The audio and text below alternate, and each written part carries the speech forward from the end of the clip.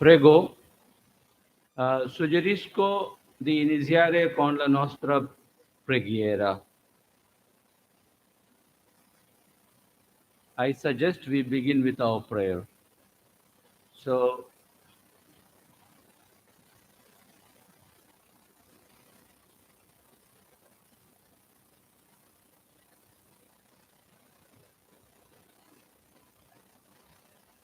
we begin with an invitation to settle down, to quieten, and be comfortable. Un invito a sedersi, calmarsi e mettersi comodi.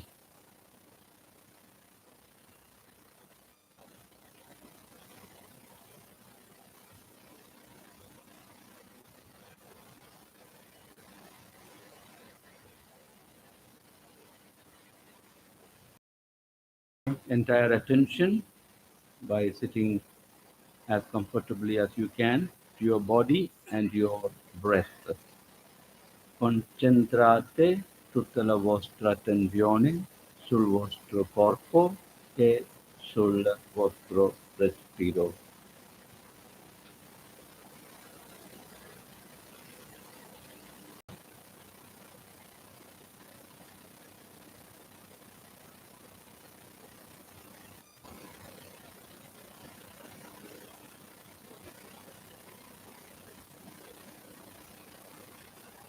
At this moment, we feel grateful for yet another day. Siamo grati per un altro giorno.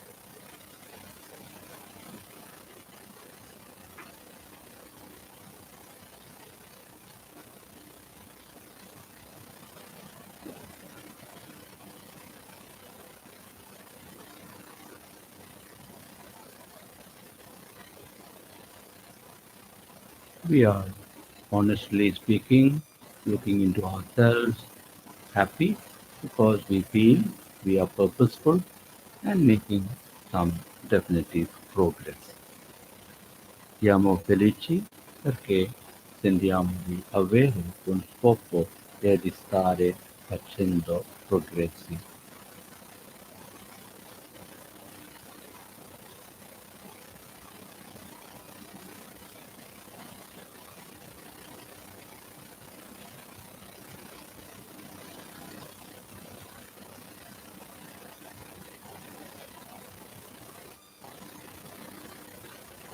We also know, honestly speaking, that we are not in control, but there is someone guiding us and directing us.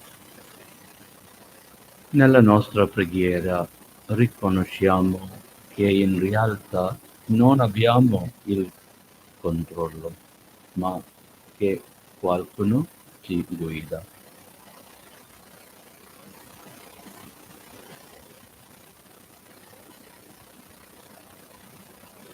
There is no end to the possibility of quietening, and I want to connect with the experience we had last evening of listening to that great music.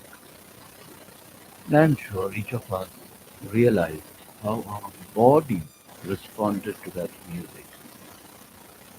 It's not only something that we hear with our ears or see with our eyes, but we are part of that music. And we wonder, where does it come from? From the fingers of the artist? From the keys of the keyboard? From the pipes of the organ? From the strings of the violin? From the air? Or in our ears? Or in our heart? Or in our body? Where does this music impact us? We experience it, and we know the sensations and feelings with which we went in and we came out of that musical performance. And that is art. And it is the same when we walk through a gallery of the great artists. They transform us. And developing that sensibility to art is higher education, is taking the recipients of our education to the level of spirituality that we want to take them.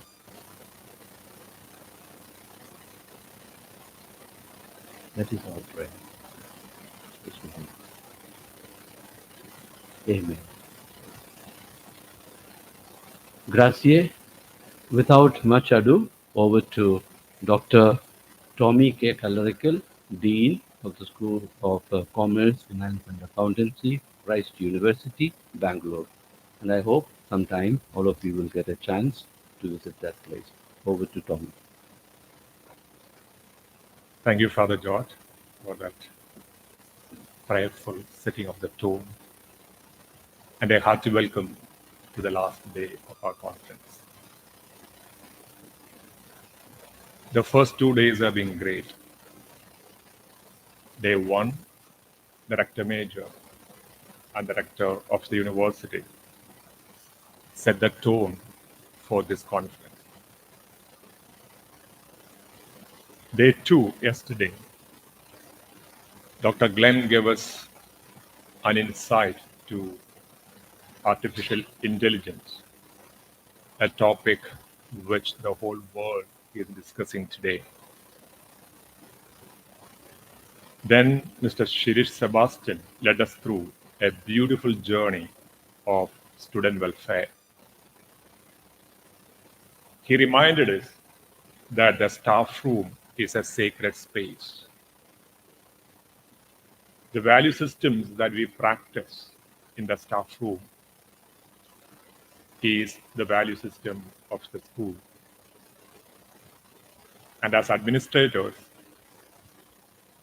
he reminded us that if we take care of the teaching and non-teaching staff of our institutions, they in turn will take care of the welfare of the students. Both the days we were introduced to various technologies of facilitation, World Cafe, and the open space technology. Now, having come to the last day, let me ask you a question. What is the purpose of us being here? In August 2012, when I had gone to the Consulate of America in Chennai for my visa interview, as I was waiting there for my turn to come, I saw a statement being flashed in the screen there. It read, "The business of United States of America in India is business." I repeat, the business of United States of America in India is business. A very clear statement of purpose. So, as we conclude the conference today, let us go out of this conference with a clear statement of purpose for having attended this conference. What am I going to take home to my own institution from this conference, which I resolve to implement? Like the other 2 days, today also Mr. Mark will take us through the third method, technology of participation, and help us to set the vision for the future. So what is the purpose of me being here? I'm here to share the story of a small college started in 1969 in the then outskirts of Bangalore, and within a span of 56 years, less than my age, has found a place among the prominent universities in India. This is the result of a dream, which the founders and all of us dreamt, of which I have been a part for the last 35 years. And some years early, Father George Taratil, when he visited that institution, and many others, Father George, many others have been there, they appreciated it and they felt this is a story that I need to share with you. So I'm going to tell you this story in roughly 4 phases, which I am sure all of you might have gone through, or you are going through now, or you will be going through. These are the stages of challenges that we face and how we, in our own way, manage to overcome those challenges.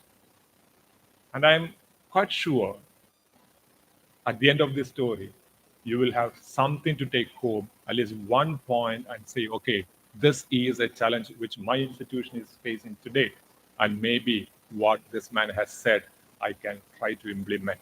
But in your own context, the context where you're working. So, my humble request to all of you is kindly listen to this story with an open mind. An institution, like any other, we have our own vision and mission and core values. As I said, started in a very humble way in 1969. Some of the milestones are there. In 2005, we became autonomous. And in 2008, we became a deemed to be university. And the highlight of this year is we have gone online with online programs. These are just some of our strengths. 56 years, as I said, of multidisciplinary education. Started with just 363 students and 12 staff members. Today we have around 42,000 students in our campuses and around 1,700 plus faculty members. 1,000 plus patents, 11,000 plus Scopus publications, and with all this, these are our major strengths. And as I said, we have 6 campuses as of now with a lot of modern research labs and equipments. A lot of international collaborations we have, which are very active. In a nutshell, this is where we are today. But as I said, the journey was not easy. We had very, very tough times. So, what were the challenges we faced? For me, it has been a journey of faith in our students, in our system, discipline that we try to enforce and enforce even today towards giving excellence in whatever we engage in. So the story of this institution started in 1969 by the Carmelites of Mary Immaculate, began in a very small out of Bangalore place, what we call as the diary circle. But by that time, there were already well-established institutions there, like the St. Joseph's College, which was started in 1882, and also the Mount Carmel College, which was started in 1948. So what was the first phase of our struggle? I would call it as 1969 to 1990, roughly 21 years. Like all of your institutions, we had the challenge of identity. Very unfavorable location, no brand recognition whatsoever, because this was the first college by name Christ, which the CMIs dared to set outside Kerala. Unlike the Don Bosco, we had absolutely no brand recognition. We just couldn't attract any students. I'm sure some of you are facing this situation today. What did we do? The then principal, Father Mani Giles, who later became a bishop, he came out with quite a revolutionary idea those years. I'm talking about 1969, those years. He started a festival called the Spring Fest. The beauty of this festival was it used to happen only in the evening, right from 6 o'clock in the evening it will start. It will go throughout the night by around 4 o'clock in the morning AM, it will stop. Students from across the country came in. Music, dance, theater, festival for a week. It had its own drawbacks, you can imagine. Boys and girls stay in there in the night. In the morning, I remember teachers had time to pick up the liquor bottles from the campus and get ready for the class. It had its own difficulties. But then, what did it bring to our campus? At least people came to know there is something called Christ College in existence. So you figure it out. What is it that you can do in your own campuses? Maybe a festival. I remember another institution, Christ Jayanti Institution, again in Bangalore. When they had this struggle, they concentrated on what you call as sports and games. They excelled in all these university meets in Bangalore. Every other day, article used to come in the newspaper. They got that branding. They concentrated on that. So you have to decide in the area where you are operating, what can be, at least in the beginning stage, my unique selling proposition, the USP. The second phase, 1991 to 2003, the phase wherein I came in right in 1991 and started to dream. We got students, yes, but anyone who did not get admission in any campuses in Bangalore used to come to our campus. Girls dared not to come to our campus. When I joined there in 1991, my BCom class had just 3 girls in the class. Today, the scene is unless we make a silent reservation for the boys, we are afraid our institution might become a girls-only university. So what did we do? We had difficulty in attracting female students. There was no formal system in place. Struggle with the discipline. The second principal, Father Anthony Carriel, who also later became a bishop. Thank God they didn't make me principal. He took a very strong stand. He replaced the Spring Festival, which was becoming a bit notorious, with what you call as Chowra Fest. And he said, no more night events. Any event should get over by 5 o'clock in the evening. He banned student politics. Till then, we did have it. Elections in our campus. The students didn't take it lying down. Can you believe if I say that the students of our campus went on a strike for 62 days? The college was closed. Some of the faculty members also gave them support. The principal said, nothing doing. He sent telegram to all the parents of the students who were in strike.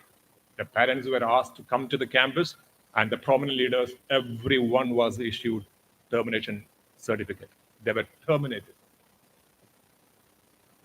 He was physically attacked, but then he stood the ground. And today, we have a very, very disciplined campus. The faculty leader who was in charge of, in a way, instigating the students, he was dismissed.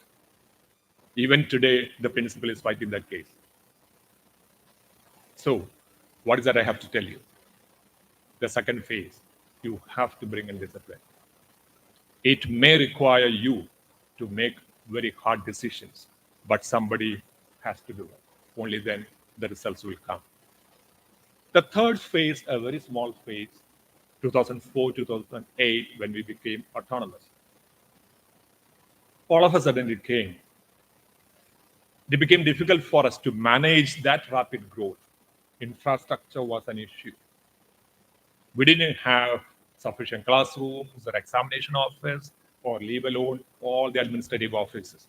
The management decided we'll go for it. At the same time, there was an issue. We had 2 different types of faculty members in the campus. Some of them where salary was paid by the government, others for whom the salary was paid by the management. And there was a lot of disparity. And there was a fund set up by the management to build what you call as a state-of-the-art indoor stadium in our campus. The principal said that can wait. He diverted that fund to make sure that all the faculty members get equal salary. So whereby we are able to attract very quality faculty into our campus. Finance was an issue. Now, when you look at Christ University, you find world-class infrastructure, but it wasn't that way. We also dared to start what you call as evening programs. Our campus was lying empty after 4 o'clock. Then the principal said, why don't we use infrastructure? So we gave programs, the Participatory University programs, wherein almost 2,500 students used to come to the campus even in the evening. That brought in a lot of finance.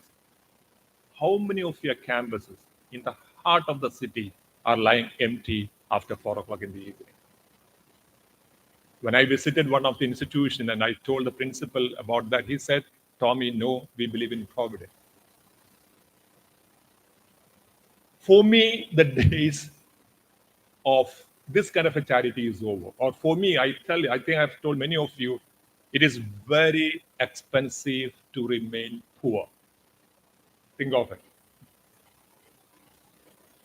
So we started in those years premium self-financing courses. People pointed fingers at us, but then we said, if at all we have to remain in this field of education in a city like Bangalore, we have to be world-class.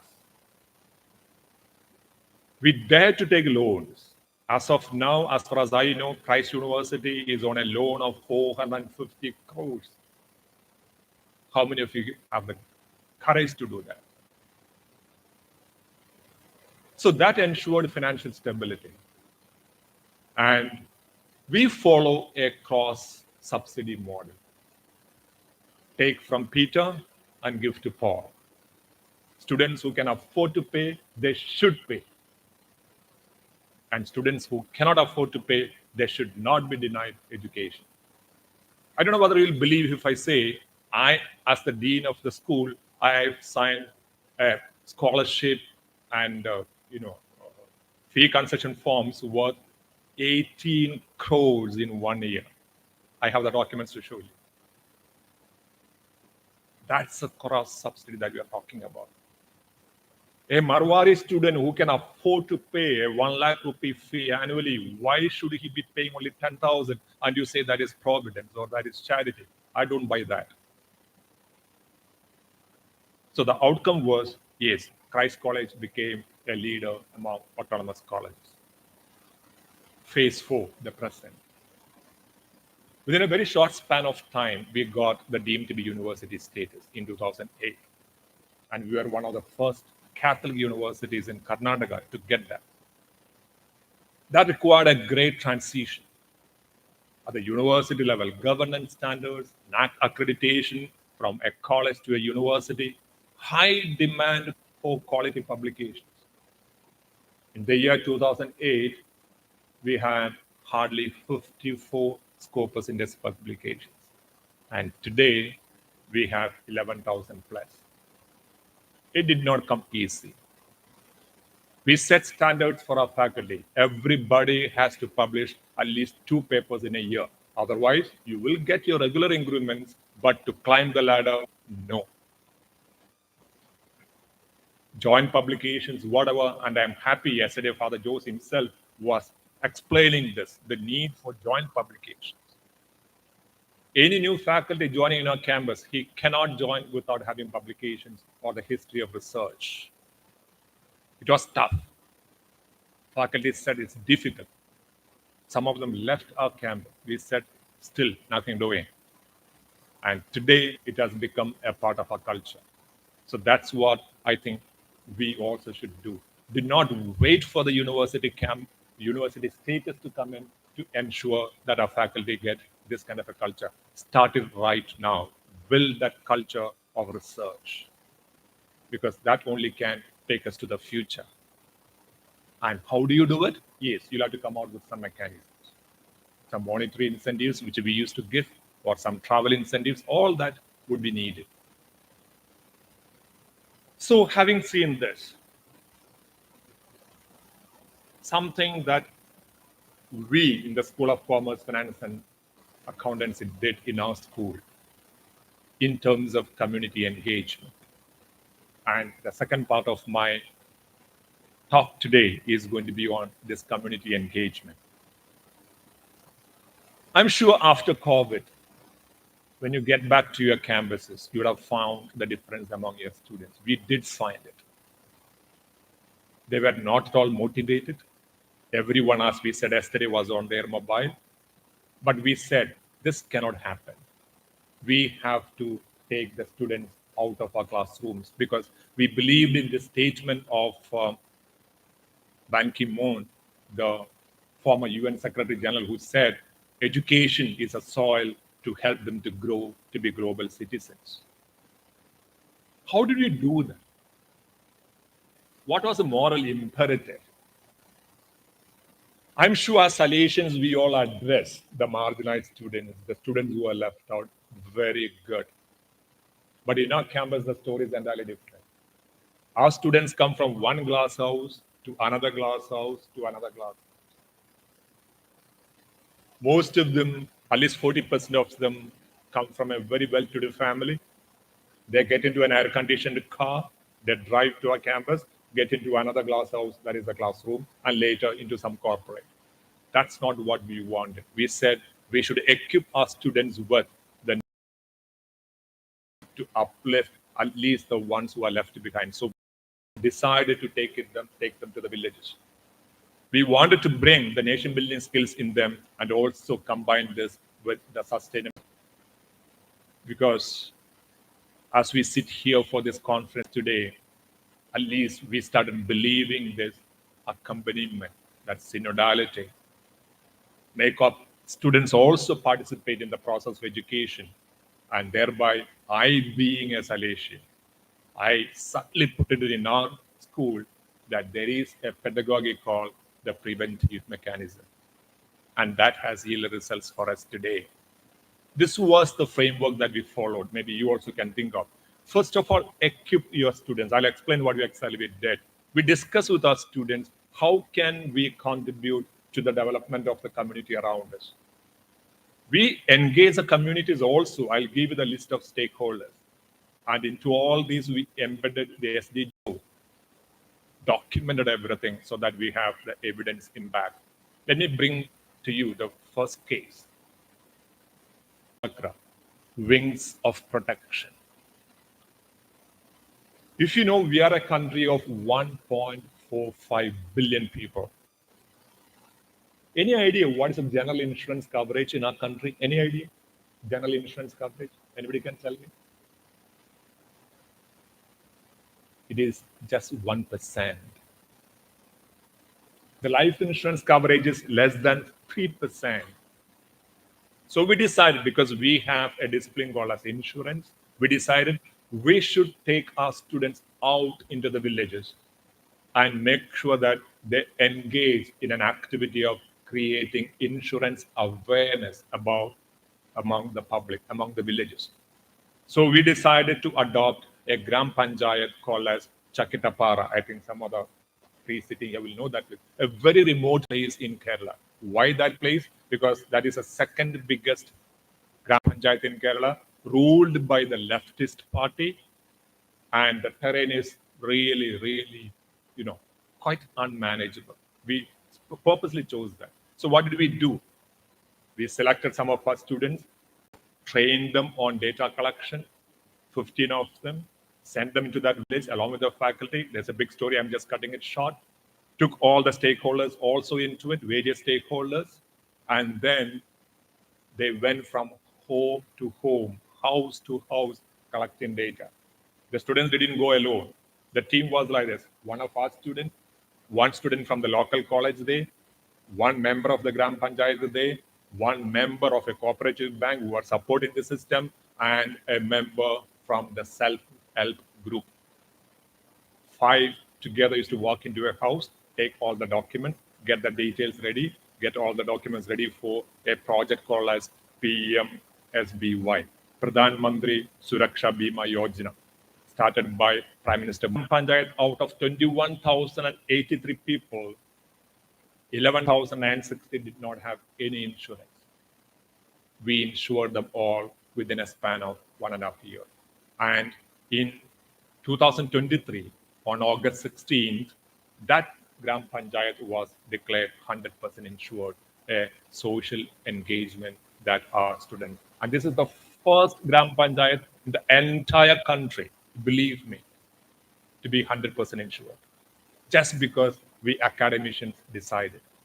On the flip side, the other day, a couple of weeks back, months back, we got an information in this Gram Panchayat, after the insurance project, 3 people have lost their life through accident. But maybe the subtle part of it is all of them were able to get this insurance within a week's time. And they thanked us, not for the death that happened, but this assistance given to.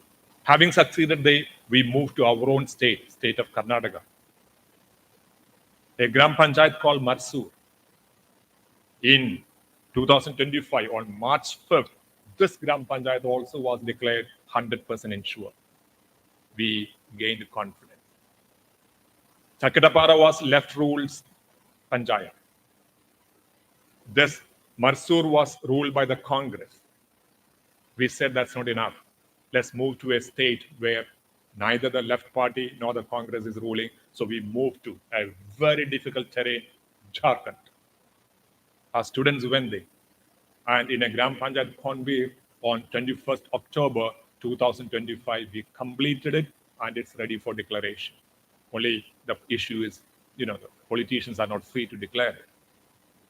Having seen the success, again, now the Karnataka government has invited us and they have said 83 Gram Panchayats of Karnataka we have to insure, and we are in that process.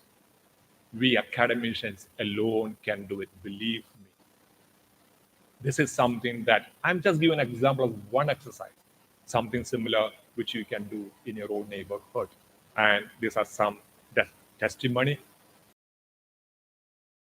Or the hype was created.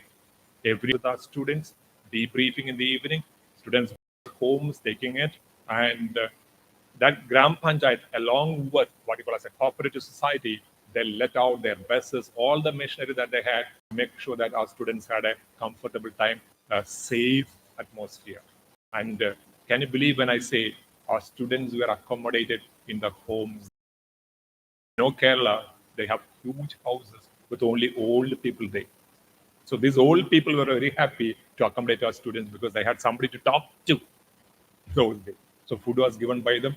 Another interesting factor is only 3 students out of the 50 were from Kerala. All the others from North India. Language was not a barrier. Now, more explanation on that, maybe I can give you later. This is the free publicity that we got. Newspaper talking about it. All the 6 editions of Deepika in Kerala, the oldest newspaper in Kerala, published article on this. This is the declaration of Marsur Panchayat by the CEO of Bangalore Urban Zilla Panchayat, Lada Kumari IAS. So these are some documents to prove the kind of publicity that we got in Karnataka, the other states. Yes, media coverage, both print, regional, national, international. So what did we do? Suraksha Chakra embodies the moral and intellectual responsibility of universities to serve as catalysts for national resilience and social protection, reaffirming that the ultimate we accomplished. And we, by the year 2033, all the 1 lakh villages in India should be insured. And the average cost that we incur is around, average is 1 lakh per Gram Panchayat. Imagine 1 lakh Gram Panchayat and 1 lakh rupees. Something like 1,000 crores will require. But then we are confident we'll be able to do it. The second case, and I'll stop with this. Then Drishti. We have 5 of them, I'm just bringing in 2 only. The financial literacy program. In our country, the financial literacy is, every government is trying, the present government especially. The laws due to financial illiteracy in just last 1 year due to cybercrime. Research shows that it has been 20,000 crores in just 1 year in India, something like 2.4 billion US dollars, just because of lack of financial awareness. We took this as a challenge. Again, to cut it short, what did we do? We selected some of our students, again, the third year students. We asked them, you build, you make the curriculum, you make the modules for financial literacy for 30 hours. They built the syllabus, they built the curriculum, they built the modules. And we said, you train the second year students to take it to the classrooms. The final years train the second year. They went into the classroom, our pre-university classrooms, and gave session after session as a trial to our own pre-university students, building this financial literacy in the non-commerce students, science, arts stream. The first year students were the observers. So these were the milestones. We tested with our own junior college. Then later we went to the non-commerce and non-management deaneries in our own school, in our own university. So we made sure our entire campus is financially literate. We had a second round with the Christ Junior College. Then we went out to the schools. We tried it with the Delhi Public School, Electronic City, School of India. Why so? First of all, it gave that satisfaction to our students that they are engaged in building nation or building responsible citizens. Secondly, we all talk about students not coming to the campus. We found the reservoir for us are the schools. Target them. Don't go there, we're saying we have this program, would you like to join? Target them with these kinds of social engagement projects. Today, the students from those schools started asking us, how can we get admission in Christ University?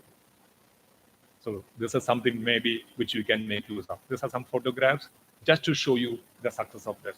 So we followed. Delhi Public School is something which can afford to pay. So we had a consultancy project there. They had to pay for it. Whereas Montfort Senior Secondary School in Jharkhand, where we took the financial literacy program, we knew they can't afford to pay. So we got some corporate to sponsor this.